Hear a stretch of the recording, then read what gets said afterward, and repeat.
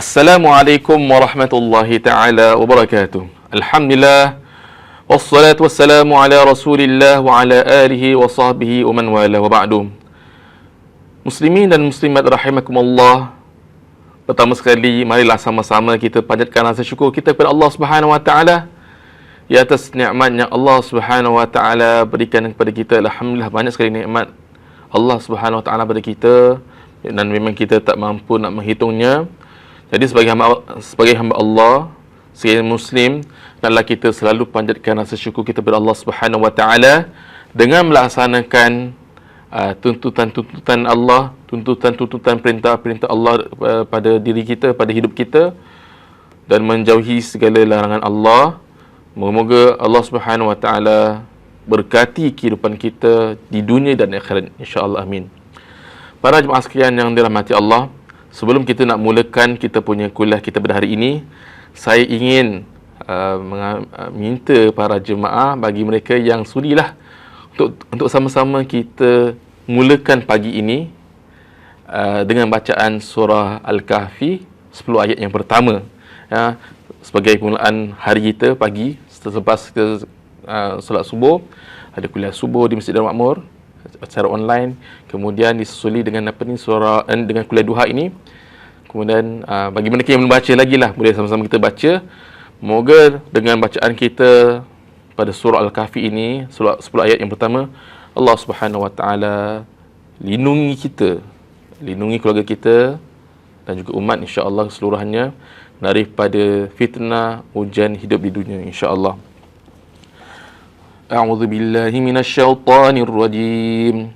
Bismillahirrahmanirrahim. Alhamdulillahilladzi anzala ala 'abdihil kitaba wa lam yaj'al lahu 'iwaja. قيما لينذر بأسا شديدا من لدنه ويبشر المؤمنين الذين يعملون الصالحات أن لهم أجرا حسنا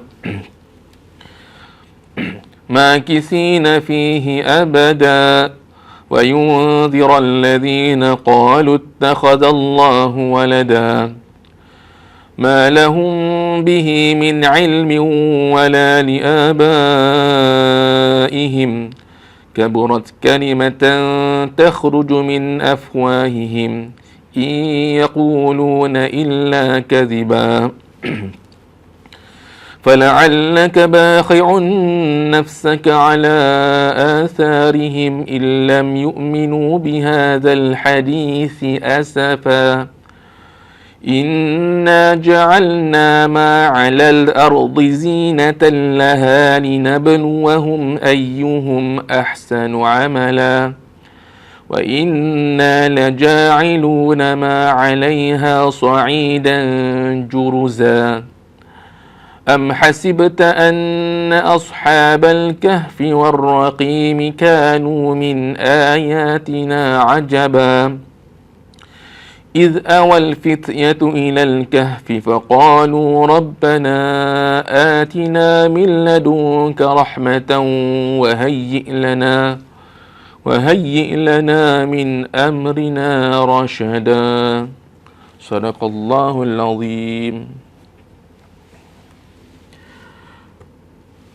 Alhamdulillah, para jemaah sekalian yang dimuliakan Allah Subhanahu wa taala, pada hari ini para jemaah sekalian, saya akan sambung daripada kuliah yang sebelum ini telah dibimbing oleh Ustaz Muhammad Hamzah bin Hamid, yang mana beliau telah baca daripada kitab susunan Syekh Habib Omar, daripada hadis pilihan, buku hadis pilihan. Jadi saya akan sambung daripada kuliah ini, insya-Allah. Jadi yang saya ingat saya, Ustaz Muhammad Hamzah telah sampai kepada hadis yang ke-16, yang terakhir sekali, kuliah yang beliau terakhir daripada hadis yang ke-16, yang mana kalau kita lihat daripada perkongsian yang sebelum-sebelum ini oleh Ustaz Hamzah. Dia menceritakan tentang banyak perkara lah. Dia dah 15, maksudnya dah 16 hadis itu tentang 16 perkara, bukan lebih lagi, tentang kehidupan, tentang adab kita dengan Allah Subhanahu Wa Taala, adab kita dengan manusia yang lain, dan perkara-perkara yang hendaklah kita mengambil perhatian dalam kehidupan kita. Jadi pada hari ini, jadi saya akan sambung daripada itu, yang mana bagi mereka yang ada buku ataupun yang ada kitab hadis pilihan ini, kita boleh lihat daripada hadis yang ke-17 pada hari ini, insya-Allah. Allahumma salli wa sallim wa barik alaihi. Bismillahirrahmanirrahim.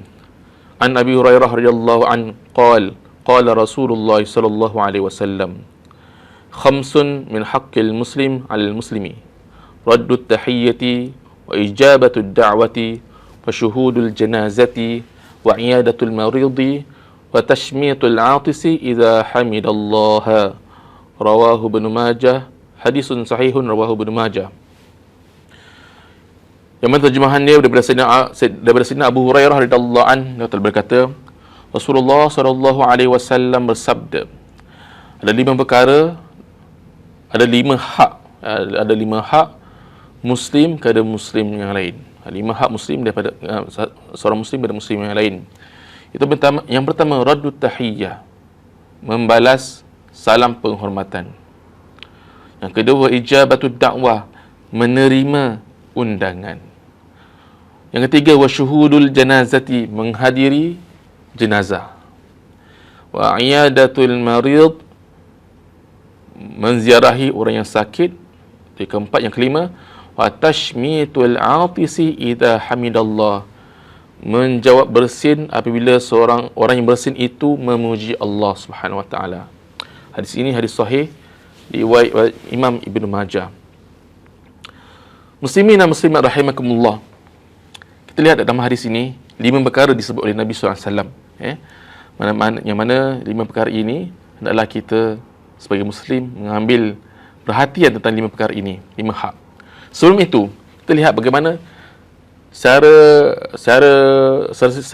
pintasnya ataupun secara generalnya, secara umumnya, Islam adalah agama yang sangat mementingkan atau menitik beratkan hubungan persaudaraan dan kasih sayang sesama manusia. Sebagai individu muslim yang menunaikan hak Allah Subhanahu Wa Taala, hak sesama saudara juga perlu dititik beratkan. Kadang sebagian orang itu dia betul segi hak Allah tentang solat, tentang puasa Ramadan, qiyamul lail bagus, zikrullah bagus, baca Quran bagus, tapi hak muslim ni kurang sikit. Ada juga kita balik, ada juga seorang itu yang bagus, dia suka bantu orang, suka sedekah, jumpa orang dengan muka ceria, friendly macam-macam, tapi segi hak Allah kurang. Jadi yang terbaiknya duduk je jaga hak dengan Allah Subhanahu Wa Taala, jaga hak sesama saudara yang lain, sesama saudara juga diambil berat. Itu yang terbaik sekali. Dan kita lihatlah betapa indahnya dan juga betapa generalnya agama Islam ini, sehingga kan ia meliputi seluruh aspek kehidupan sesama manusia, termasuklah menyentuh hubungan seseorang hamba dengan Allah Subhanahu Wa Taala dan juga dengan manusia yang lain. Jadi pada hadis ini disebutkan tentang 5 perkara.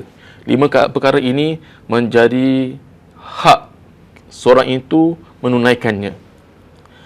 Walaupun sebenarnya hak sesama muslim ini sebenarnya banyak. Hak sesama muslim itu sebenarnya banyak sangat. Cuma disebutkan di sini 5, ataupun dalam riwayat lain ada mengatakan 6, supaya kita ni sebagai individu seorang muslim itu take note, ataupun mengambil perhatian apa yang akan disampaikan oleh Nabi SAW.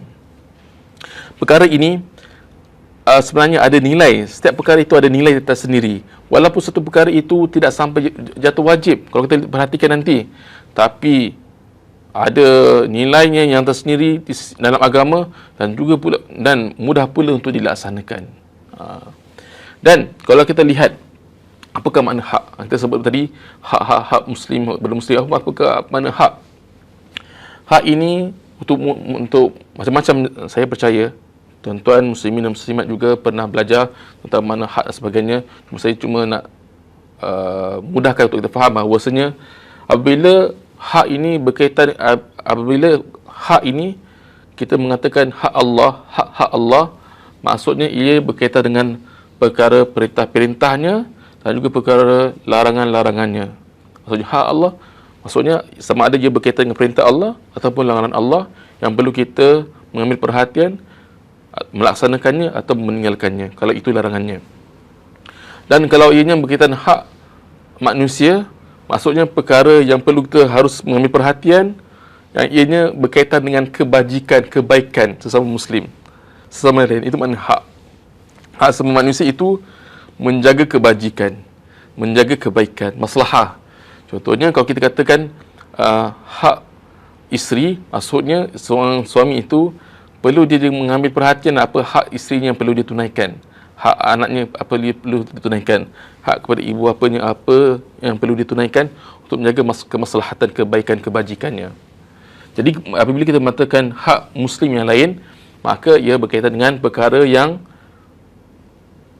tak sepatutnya kita terus tinggalkan, walaupun perkara itu bukan sampai jatuh wajib sekalipun, tapi dia ke arah wajib. Maksudnya sebagai seorang muslim itu sangat-sangat dituntut untuk kita laksanakan dia.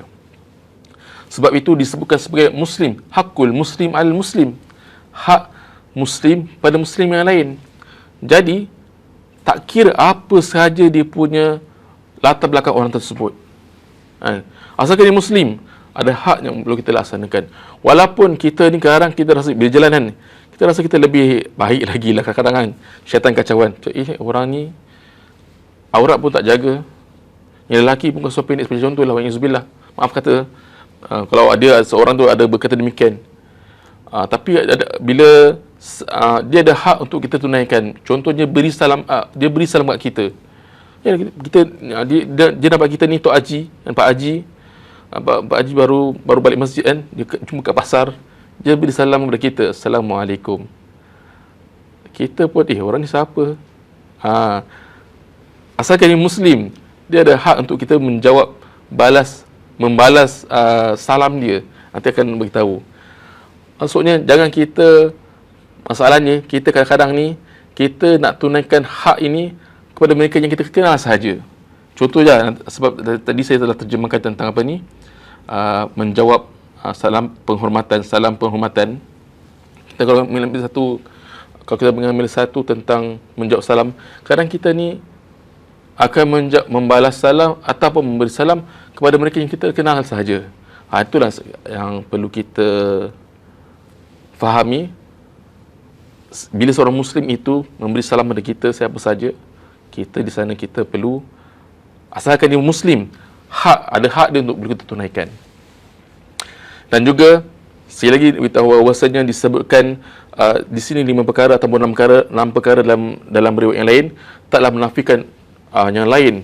Nabi kata, contohnya seorang tu faham, Nabi kata hak muslim kan ada 5 atau 6 je, mana ada lebih-lebih. Itu je lah, menjawab salam, kemudian menziarah orang sakit, mengapa lagi, kalau ada kematian pergi, itu yang lebih-lebih tak ada lagi.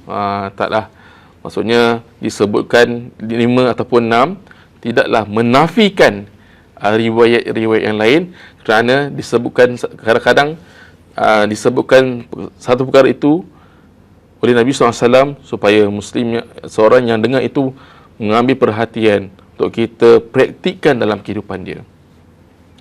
Itu tentang dia punya ringkasnya tentang berkenaan dengan perkara hak.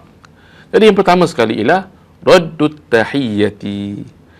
Raddut tahiyyah, rad menjawab, membalas, at-tahiyyah salam penghormatan.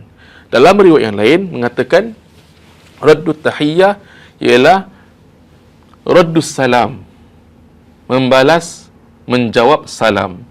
Tak kisah.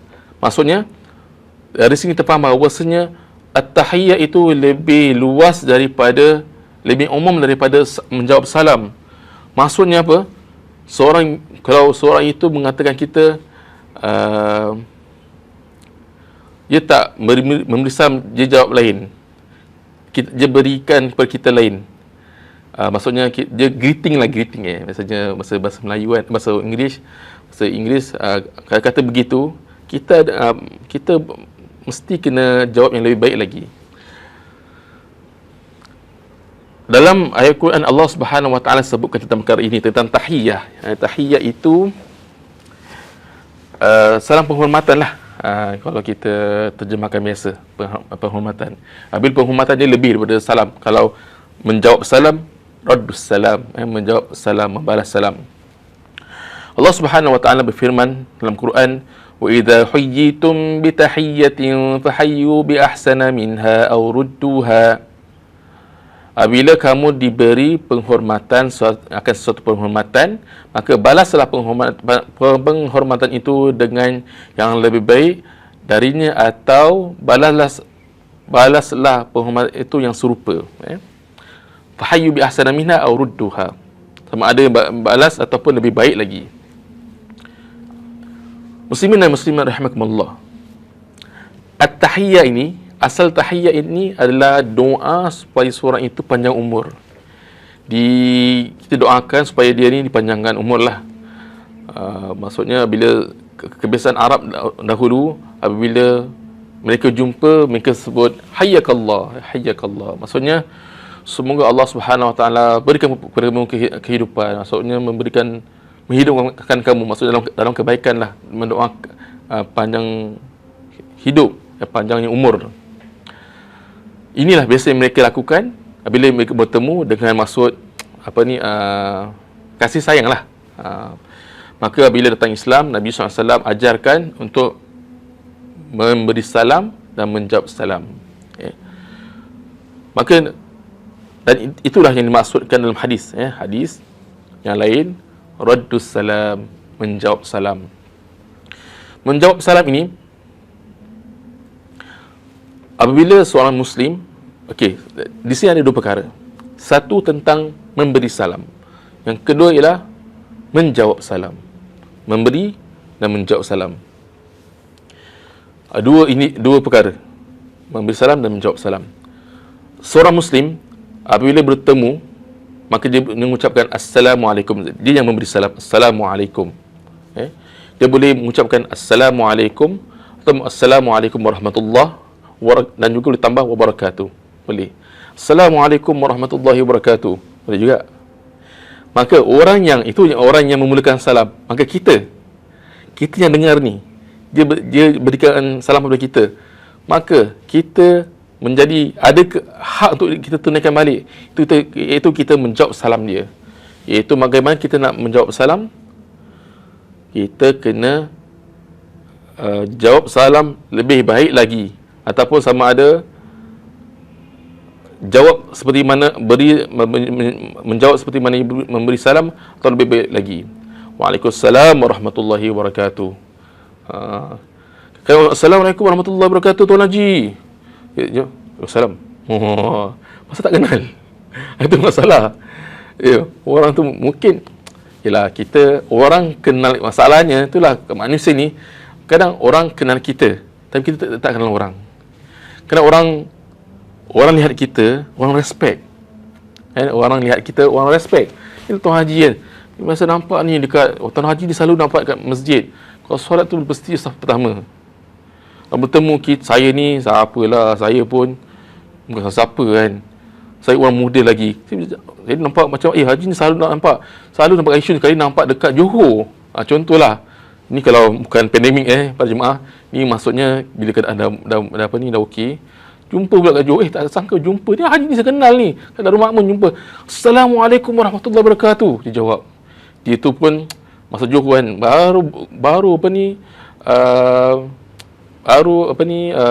baru bersalin, maksudnya daripada ni lah, naik motor kan, pakai seluar mungkin seluar ragat-ragat sikit kan.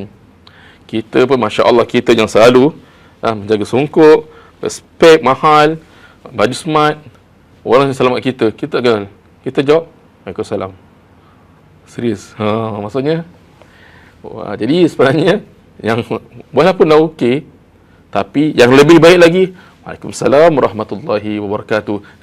Nak tambah, maghfiratu wa ridwanu pun boleh, tak masalah. Walaupun dalam hadis itu ada sedikit kelemahan, tapi nak jawab begitu pun boleh. Tapi yang penting kita menjawab salam. Menjawab salam. Seorang Nabi salam kepada kita, dia ada dua perkara. Bila seorang itu memberi salam, hukumnya sunat. Hukumnya mustahab, tak wajib. Tapi dah dia beri salam kat kita, kita ni dah menjadi kewajipan untuk menjawab salam dia. Walaupun segi hukum tu ni hukum wajib, tapi segi keutamaan, kelebihan kepada mereka yang memulakan salam. Inilah sebenarnya yang kita perlu mengambil perhatian. Sepatutnya memberi salam atau menjawab salam dua-dualah, kita kena sebarkan dalam kehidupan kita, dalam kejiran. Siapa saja jumpa Muslim, Assalamualaikum, Waalaikumsalam. Maaf kata kadang-kadang kita jumpa Bangladesh brother kita pun kadang-kadang itu. Dia tengok kita Pak Haji kan, kita tengok Pak Haji lagi kena. Maksudnya kita tengok kita orang baru keluar masjid, dia pula dia nak pergi masjid tapi terikat dengan dia punya kerja dia. Dia habis kerja pukul 2. Sebagai contohlah, dia baru bersihkan. Contohnya kalau dekat masjid tu dia punya sampah-sampah ke apa kan. Dia nampak kita, dia seronok, dia Assalamualaikum. Kita menjawab pun, alamak Bangladesh. Kita tengok dia, tak kenal. Waalaikumsalam. Pelan. Macam nak tak nak je kan. Ya tak kenal. Itu masalah kita. Nabi SAW perintahkan kita untuk menjawab salam, untuk memberi salam, untuk sebarkan salam siapa saja, sama ada kenal ataupun tak kenal. Kenapa para jemaah sekalian? Menyebarkan salam ni sebenarnya amalan untuk masuk syurga. Yang kita sedar tak sedar, amalan untuk masuk syurga. Nabi SAW beritahu, kamu sekali tidak akan beriman sebagaimana beriman sehingga kamu ada kasih sayang. Kamu tidak akan masuk syurga. Pertama sekali, la tadkhul jannata hatta tu'minu. Kamu sekali tidak akan masuk syurga sehinggalah kamu beriman. Dan kamu tidak akan beriman dengan sesempurnanya sehinggalah kamu berkasih sayang dahulu. Dan mahukah aku tunjukkan kepada kamu satu perkara yang apabila kamu membuatnya akan timbul perasaan kasih sayang di antara kamu, iaitu afsyus salam bainakum. Sebarkan salam di antara kamu. Inilah kita nak kita nak ucapkan jumpa siapa saja, Assalamualaikum. Kita kena biasakanlah. Kita kena jadi budayakan memberi salam, memberi salam. Walaupun jalan dekat pasar ke, dekat Geylang ke, dekat hawker center ke, Assalamualaikum. Tak kenal tak apa, jawab je. Kita sampaikan je, Assalamualaikum. Okey. Assalamualaikum tu memberi salam, menjawab salam. Waalaikumsalam, Waalaikumsalam.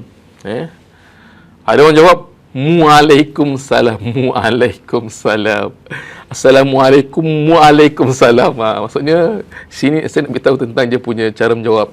Dia nak jawab itu dengan perkataan alaikum, dan tu dan alaikumussalam, ke atas kamu juga sejahtera, salam sejahtera. Waalaikumsalam kan, Waalaikumsalam kan. Saya dulu kecil pun sama jugalah. Assalamualaikum, Waalaikumsalam. Lagi drama TV3 ke apa ke, drama mungkin drama Melayu pun bisa sebut Assalamualaikum, Waalaikumsalam. Bukan Waalaikum, Waalaikumsalam. Kita kena biasakanlah. Macam leceh kan. Nak Arab sangatlah nak sebut Waalaikumsalam. Waalaikumsalam tu dah Waalaikumsalam salah je punya word dia. Waalaikumsalam. Dan Imam An-Nawawi rahimahullah taala beritahu, memang kena sebut dengan wa tu mesti kena sebut Waalaikumsalam. Dan begitu juga salam sejahtera ke atas kamu. Waalaikumsalam warahmatullahi wabarakatuh. Okey, muslimin dan muslimat rahimakumullah. Saya rasa saya yakin tuan-tuan semua pernah go through ataupun pernah dengar tazkirah tentang tentang jawab salam. Jawab salam ni common lah, dah biasa dengar lah. Mengali Ustaz Ahmad Dari, bukan siapa lah Ustaz tu, dah selalulah sangatlah tentang bab salam ni dah dengar dah. Okey, sama-sama. Jadi kalau kita pernah dengar, anggaplah kuliah ini sebagai kita nak refresh balik, refresh balik tentang ilmu kita, tentang amal kita lah, terutamanya. Jadi saya pun sebagai perkongsian sahaja untuk sama-sama kita take note balik tentang amalan-amalan adab-adab kita dalam Islam. Okey, soalannya terusnya. Okey, di sana ada adab memberi salam dan jawab salam. Saya nak ringkaskannya yang ataupun topik-topik ataupun perkara yang kita perlu take note ialah tentang biasa kita sebut kirim salam kat dia. Nak pergi mana? Nak pergi rumah aman lah. Okey, kirim salam kirim salam. Kirim salam kat dia. Macam kirim salam lah, ada kita tak kisahlah. Jadi perkataan kirim salam tu macam mana? Macam mana kita nak jawab? Jadi tuan-tuan muslimin dan muslimat rahimakumullah, biasanya kalau kita, kenapa seorang itu biasa kata kirim salam? Kirim salam. Kirim salam ialah biasanya lakukan dari orang yang tidak dapat bertemu, berjumpa, dan untuk menunjukkan rasa dia ingat kepada orang tersebut, maka dia biasanya sebutkan dengan sampaikan salam saya kepada beliau. Perkara ini sebenarnya, adakah perkara ini bid'ah ke ataupun mana boleh? Kirim salam lah. Apa nak kirim lah. Boleh mesej saya apa? Kan? Ada WhatsApp nombor dia. Terus salam, tak payah nak kirim salam. Boleh ke? Persoalannya. Jadi itulah sebenarnya yang saya kongsi tentang bab salam ini. Sebenarnya dibolehkan dalam agama. Dibolehkan, memang dibolehkan. Sebab apa? Ada sahabat pernah diundang untuk hadir walimah sahabat yang lain. Maka dia tidak dapat datang kerana ada sibuk, ada urusan yang perlu disettlekan, perlu dilangsaikan ataupun perlu dibereskan. Maka dia beritahu kepada pembantunya, sampaikan salam kepada beliau tuan rumah dan beritahu kepada dia bahawasanya saya sibuk. Saya ada urusan yang lain. Tapi beritahu orang sampaikan salam kepada dia, beritahu saya tu sibuk sangat ni, tak dapat nak memenuhi hajat. Itu pernah. Maksudnya kalau kirim salam tak dapat bertemu, jadi dia sampaikan orang untuk sampaikan salam. Itu pertama. Begitu juga dalam riwayat yang lain, ada seorang sahabat yang menyuruh anaknya untuk menemui baginda sallallahu alaihi wasallam dan berpesan untuk menyampaikan salam kepada beliau. Maka kata anaknya, maka saya telah datang kepada Nabi sallallahu alaihi wasallam, lalu saya berkata, wahai Rasulullah, sungguhnya inna abi yuqri'uka as-salam. Wahai Rasulullah, bapa saya kirim salam, sampaikan kamu salam.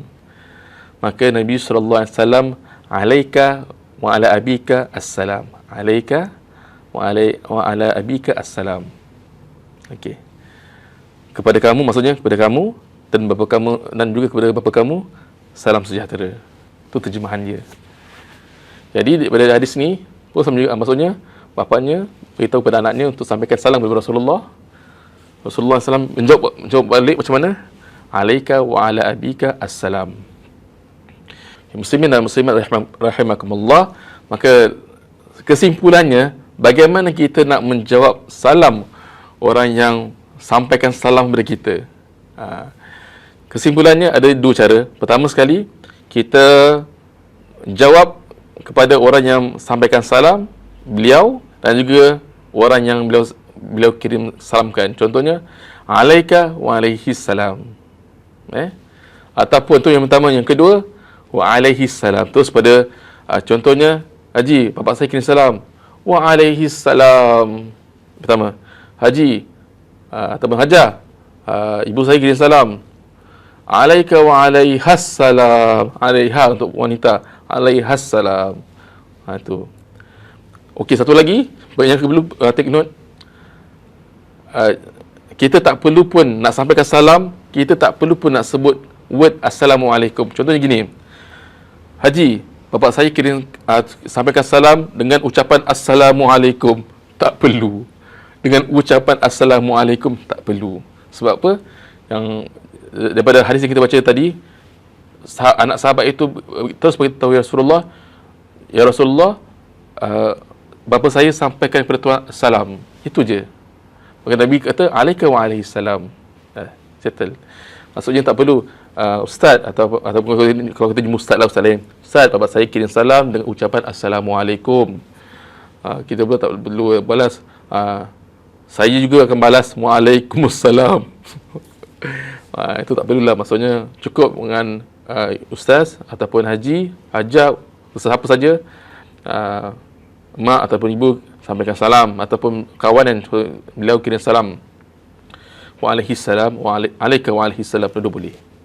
Bila kita nak jawab, bila yang pertama, bila nak jawab, maka ulama mengatakan, antara Imam An-Nawawi rahimahullah taala beritahu bahawasanya cara nak menjawab salam ini dengan kiriman orang kirim salam ni, yang afdal terus jawab salam bila dia beritahu. Bila kirim salam waalaikumsalam, tak, sepatutnya waalaihissalam. Alaika waalaihissalam. Waalaikum, kum ni orang di hadapan kita. Ini tentang kalimah yang kita kena gunakan. Maksudnya kita dah belajar, kita harus tahulah. Jangan kata saya tak tahu pun, tak pernah pun orang beritahu saya. Kena belajarlah maknanya. Maksudnya orang sampaikan salam kepada kita, waalaihissalam. Itulah kita nak beritahu, kita nak jawab salam orang yang tak ada di depan kita. Waalaihissalam. Untuk lelaki, untuk wanita, waalaihissalam. Okay, itulah antara para jemaah sekalian yang saya boleh kongsi sedikit tentang berkenaan dengan menjawab salam. Jadi saya tak teruskan berdetail lagi, cukuplah itu berkenaan dengan kalimah menjawab salam, keutamaan menjawab salam, dan juga word dia, dan juga tentang kirim salam. Itu yang pertama, iaitu raddu tahiyyah. Yang kedua, muslimin dan muslimat rahimakumullah, hak muslim kepada muslim yang lain. Yang kedua ialah ijabatu da'wah. Ijabah, menerima, ad-da'wah, undangan, jemputan. Jadi hak kepada kita untuk menerima jemputan orang. Kita lihat, apabila jemputan itu berbagai jemputan, kan?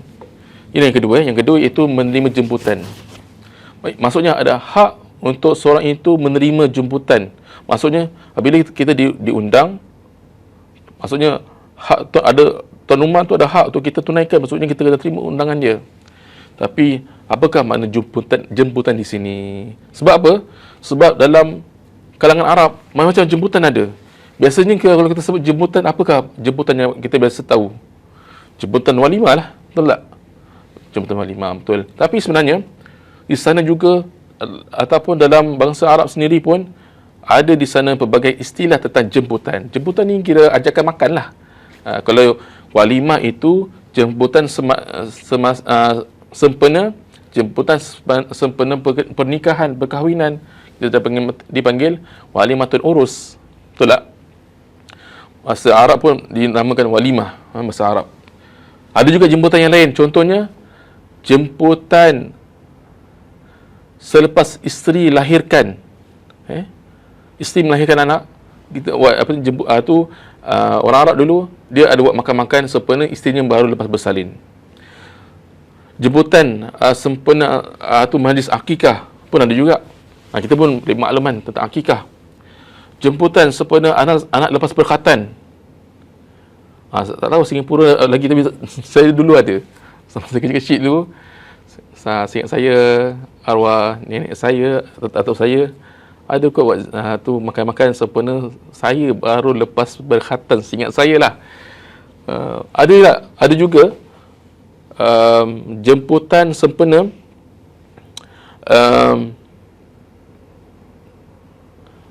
rumah baru, sempena rumah renovate atau rumah baru. Jadi orang Arab dulu pun ada buat makan-makan sempena rumah baru. Kita sebiasanya kita pernah juga Singapura pun biasa orang dapat rumah baru buatlah jemputan makan-makan sedikit. Sebenarnya benda ni dah ada. Zaman dulu pun dah ada dah. Bukan orang Melayu baru nak buat, dah ada. Cuma tuan-tuan, kita semua, istilah kita semua majlis kesyukuran. Selepas apa ni, selain daripada majlis walimah, semua majlis kesyukuran. Tapi maksudnya sama, menerimakan sempena apa yang kita peroleh, maksudnya sempena, ada sempena itulah selamat berkhatan, selamat kesyukuran sempena isteri selamat selamat melahirkan. Orang Arab juga antara yang lain, mereka juga ada jemputan sempena orang baru balik daripada jauh, overseas sebagai contohlah. Kita Singapura tak besar mana. Jadi orang balik daripada overseas, kita buat majlis makan-makan pun boleh juga. Juga jemputan sempena anak dah pandai baca Al-Quran, pun orang Arab dulu pun buat majlis sempena anak dia dah boleh baca, dah khatam Al-Quran, buat majlis. Saya peribadi, saya juga pernah buat. Apa tu, ibu bapa saya, parent saya buat majlis khatam Quran. Ketika itu saya berumur 9 tahun. Saya belajar di tahfiz, kemudian dah habis umur 9 tahun tu untuk baca Al-Quran ni, baca secara lihat daripada Alif Lam Mim sampai Qul A'udzu Birabbin Nas, umur 9 tahun. Lepas tu merasa saya cuti, saya balik, ibu bapa saya buat majlis khatam Quran. Ada gambar lagi yang saya simpan lah, umur 9 tahun. Kemudian antara jemputan makanan jemputan itu antaranya ialah terselamat daripada musibah. Ya, betul, musibah yang tersyukur Allah selamatkan dia buat makan-makan. Kita lah. Biasanya kita pun, saya rasa dalam masyarakat Melayu kita juga ada buat demikian. Cuma namanya semua panggil majlis kesyukuran. Syukur Allah selamatkan saya. Syukur isteri baru lepas bersalin. Syukur anak baru lepas berkhatan. Syukur anak baru balik overseas. Syukur anak dah pandai baca Quran. Syukur Alhamdulillah. Tak salah, itu segi istilah dia. Tapi segi maksudnya, adakah makan-makan? Memang dah ada pun pada zaman dahulu lagi. Cuma itulah, adakah undangan tersebut menjadi wajib ataupun bagaimana? Maka ulama menjelaskan bahawasanya yang dimaksudkan dengan sini, iaitu dimaksudkan dengan menerima jemputan, wajib ke atas seorang Muslim itu menerima jemputan saudaranya yang lain, ialah jemputan walimatul urus, walimatul urus. Jadi hukum untuk menerima jemputan, saudara kita, jika jemputan itu adalah walimatul urus, maka hukumnya adalah wajib. Selain walimatul urus, hukumnya sunat. Kalau kita boleh ada kelapangan, silakanlah. Kalau kedatangan itu menambahkan lagi kemesraan, ataupun kita tidak akan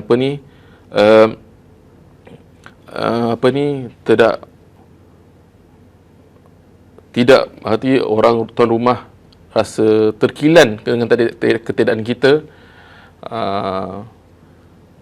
Seloknya kalau kita datang tu silakanlah, maksudnya memang digalakkanlah dengan kehadiran kita, tambah lagi seri majlis tersebut, maka tafadhal. Tapi hukumnya tetap, hukumnya kata para alim ulama, selain walimatul urus, hukumnya adalah sunat. Tapi jadi kalau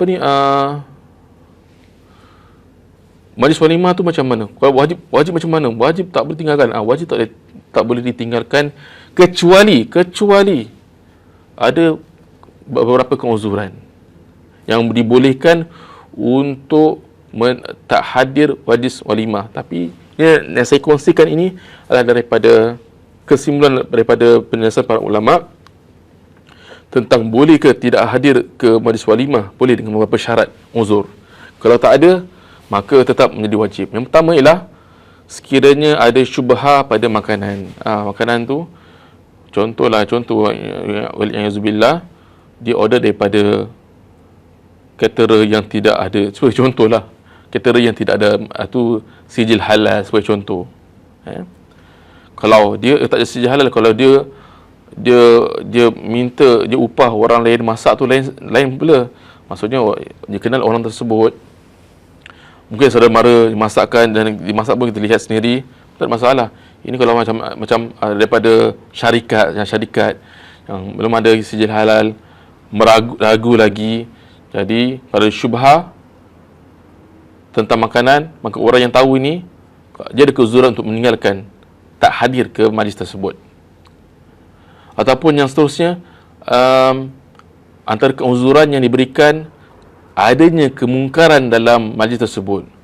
Ada macam-macam majlis tersebut, ada itulah, ada inilah, perkara-perkara yang sangat melalaikan. Ada parti itu, parti ini yang yang Islam sendiri melarangnya, kita dijemput.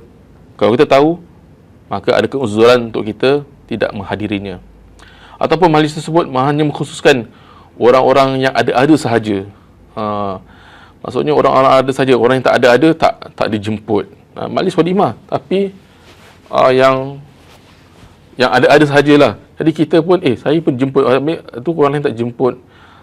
Maksudnya dikhususkan untuk orang-orang kaya saja, kata para alim ulama, tidak general dia punya undangannya, maka ada keuzuran untuk kita meninggalkannya.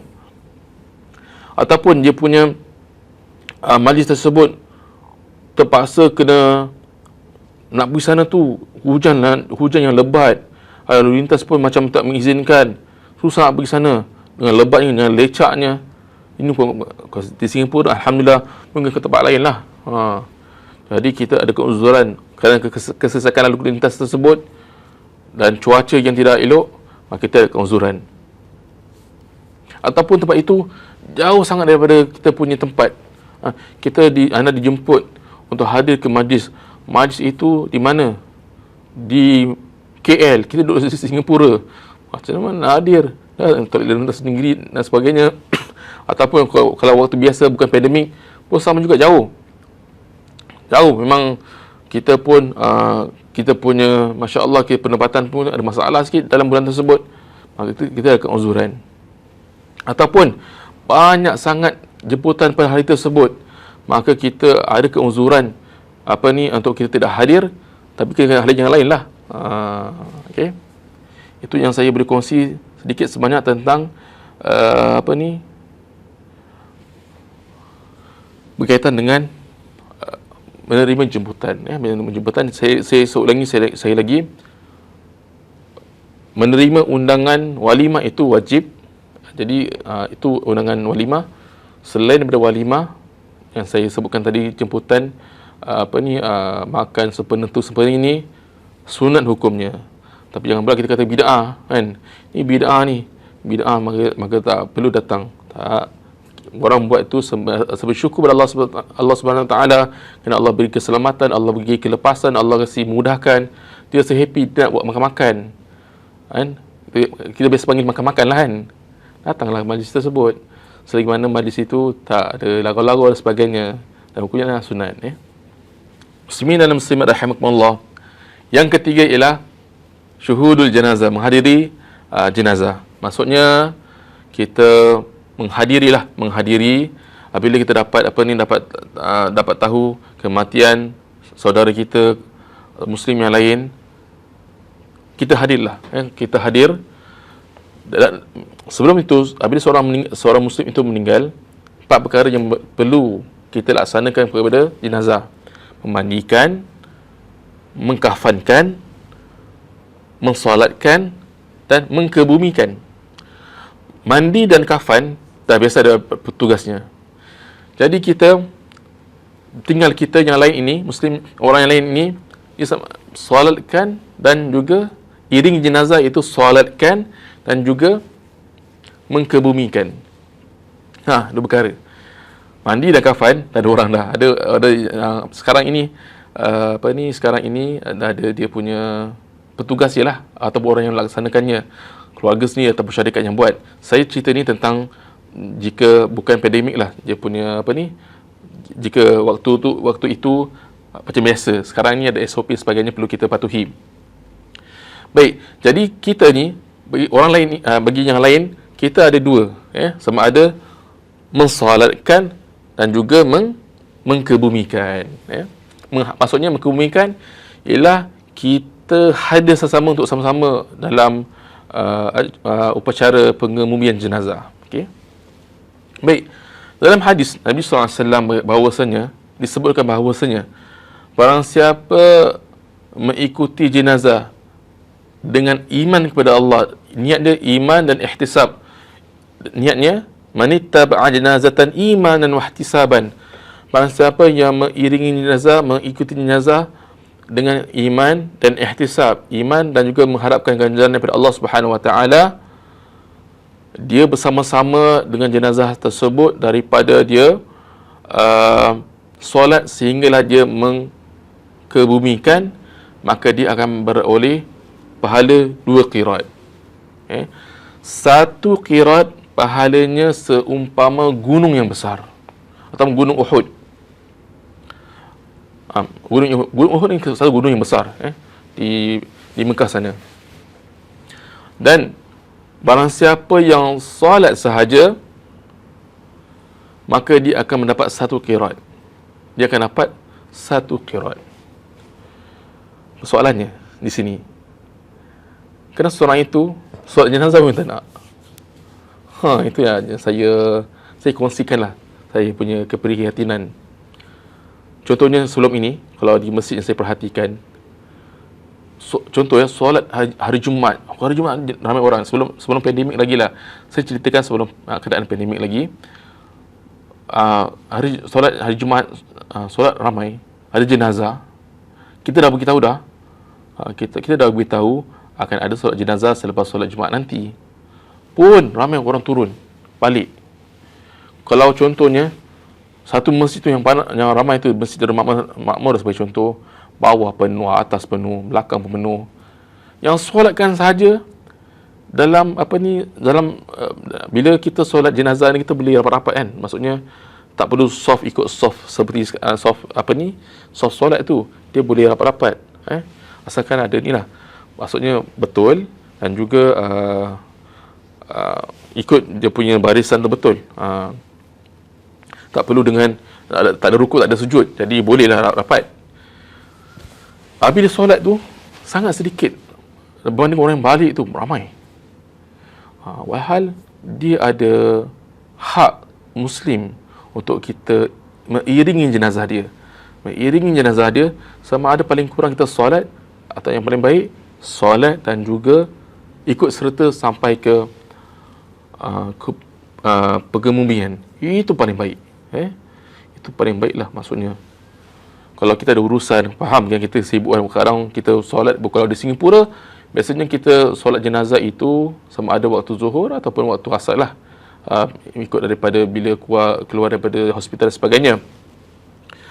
Maksudnya kalau kita tak mampu sampai ikut kepada pengumian, paling kurang serta ialah solat itu. Jadi itu mungkin kita tahu. Mungkin tak tahu bahawasanya, kenapa saya nak solat jenazah? Itu bukan jenazah keluarga saya. Itu bukan jenazah rakan saya, kawan saya. Saya tak kenal pun siapa. Dia orang mana? Dia tinggal mana? Tanya lagi. Maksudnya tinggal siapa? Mungkin tanya diri sendiri. Maksudnya, buat apa nak solat jenazah? Tak kenal tak perlu solat. Tak kenal tak perlu solat. Dia masalahnya, itulah kita perlu tingkatkan ilmu.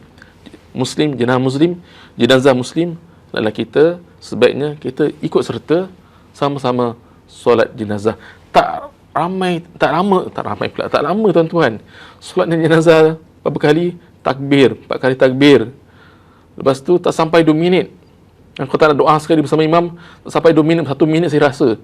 1 minit je. Tapi pahalanya Nabi kata seperti dapat pahala gunung Uhud. Masya-Allah. 1 minit punya usaha sama-sama join, bukan kita kerja jadi imam, kita ikut jadi makmum saja. Tapi pahala je 1 minit, pahala je masya-Allah 1 gunung Uhud. Niat yang betul lah, niat hak Muslim kita tunaikan. Inilah, maka muslimin dan muslimat rahimakumullah, kita pesankanlah kepada family kita. Kita yang tahu ni alhamdulillah. Kalau kita dah tahu alhamdulillah, yang tak tahu ni besar dengan anak. Kalau ada jenazah dekat masjid, terutama hari Jumaat, ada jenazah, solat sekali. Mana tahu kita dapat Allah anugerah pada kita meninggal pada hari Jumaat, pada malam Jumaat, ada kelibatan sendiri, masya-Allah. Kan? Kita buat itu. Kita solat, kita doa, ya Allah, orang ni engkau pilih dia mati pada hari yang mulia, hari Jumaat, malam Jumaat, sebagai contoh. Ya Allah, kau juga matikan aku dalam hari-hari yang mulia, waktu-waktu mulia. Itulah maksud kita. Maksud kita dapat pahala dari Allah Subhanahu Wa Taala. Yang saya boleh kongsi pada jemaah sekalian berkenaan dengan bagaimana kita menerima reaksi kita apabila kita menerima ataupun adab kita apabila kita menerima kematian daripada orang Islam yang lain. Pertama sekali, kita mengucapkanlah pertama sekali inna lillahi wa inna ilaihi raji'un. Sedikit perkongsian saya. Pertama sekali adalah kita mengucapkan kalimah inna lillahi wa inna ilaihi raji'un. Dan perlu juga kita ketahui bahawasanya kalimah inna lillahi wa inna ilaihi raji'un bukanlah kita ucap ketika kita meninggal sahaja. Orang sakit pun boleh kita ucapkan kalimah ini inna lillahi wa inna ilaihi raji'un. Kita kena biasakan. Anak kita sakit, inna lillahi wa inna ilaihi raji'un. Nanti dulu, dia belum mati lagi. Okey, faham. Tapi kena faham, maksudnya kena faham juga orang tersebut. Kalimah ini apa saja musibah boleh ucapkan inna lillahi wa inna ilaihi raji'un. Rasulullah mengucapkan ni ketika api pelita dalam rumah Rasulullah terpadam. Nabi ucap inna lillahi wa inna ilaihi raji'un. Sayyidina Aisyah kata, ya Rasulullah, pelita je terpadam, api pelita terpadam. Ini Nabi kata, ini juga satu musibah, ujian lah. Ujian, kita kembali urusan kepada Allah Subhanahu Wa Taala. Maka pertama sekali apabila kita dapat pengkhabaran, kita ucapkan inna lillahi wa inna ilaihi raji'un. Kemudian seperti yang saya sebutkan tadi, ada peluang hendaklah kita solatkan jenazah paling kurang, ataupun kita duduk jauh kan, kita dapat berita tentang kematian keluarga di Malaysia dan sebagainya, bacalah doa untuk dia, doakan untuk dia. Kemudian jangan kita meratap, kita nak salahkan tu. Jangan meratap, elakkan diri daripada meratap. Sedih pun tahan. Sedih tak salah, menangis tak salah, tapi jangan meratap, jangan itu sangat-sangat dilarang Islam. Jangan pula kita mengandaikan ni mati sebab ni lah, dia mati sebab tu lah, kalau dia tak buat ni jangan gitu. Kita elakkan daripada berkata-kata demikian, ataupun buat andaian demikian pun kalau boleh elakkan. Kemudian kita seterusnya hendaklah kita puji si mati tu. Saya pernah nampak dia tau, si beliau macam suka lah tengok tentang apa ni, tazkirah. Saya perasan masa tu dia dengan tazkirah. Kan dia Masya Allah dia baca. Saya perasan dia baca buku tentang Rasulullah lah, Syama'il Muhammadiyah lah, tentang hadis kan. Kita puji, maksudnya dia melakukan kebaikan lah, kita puji dia. Dan jangan kita mengungkit perkara yang tak baik. Dia dulu pun mulut ni jagalah tuan-tuan. Janganlah mengungkit keburukan ataupun benda yang tak baik pada si jenazah ataupun si orang yang meninggal dunia. Dan juga kalau kita dapat tahu orang yang telah meninggal dunia, antara adab-adabnya ialah kalau kita nak buat sumbangan untuk beliau, pun silakan. Contohnya kita nak sedekah untuk niat untuk dia, boleh, masalah. Kita ke tabung masjid ke tabung mana-mana, kita letak $2, $5, $10, niat, ya Allah, ini duit ini untuk kawan aku yang baru meninggal dunia. Allah terima, insya-Allah, tak ada masalah. Walaupun keluarganya tak tahu, tapi kita niat untuk dia, boleh, masalah. Ataupun kita baca Al-Quran untuk dia pun boleh, insya-Allah, sampai insya-Allah. Dan kalau ada peluang, hendaklah kita ziarah kalau ada peluang. Sebab apa Nabi SAW beritahu bahawasanya dengan kita menziarahi orang yang meninggal dunia, dia juga akan mengingatkan kita kepada kematian. Kematian. Jadi antara kebaikan ziarah kubur, boleh mengingatkan kita juga kepada kematian, yang mana satu hari pasti kita akan menyusul kepada mereka-mereka yang telah meninggal dunia, insya-Allah. Jadi muslimin dan muslimat rahimakumullah, saya rasa masa pun dah telah sampai, maksudnya telah sampai dia punya masanya. Jadi insya-Allah memang dia punya banyak perkara yang nak dikongsikan. Cuma hari ini saya kongsikan 3 perkara. InsyaAllah lagi 2 perkara lagi saya akan kongsikan pada minggu-minggu, pada bulan-bulan yang akan datang, insyaAllah. Jadi apa yang baik daripada Allah Subhanahu Wa Taala, apa yang kekurangan saya minta maaf atas kelemahan saya. Jadi kita sudahi majlis kita dengan tasbih kafarah dan suratul As. Subhanakallahumma wa bihamdika asyhadu an la ilaha illa anta nastaghfiruka wa natubu ilaik.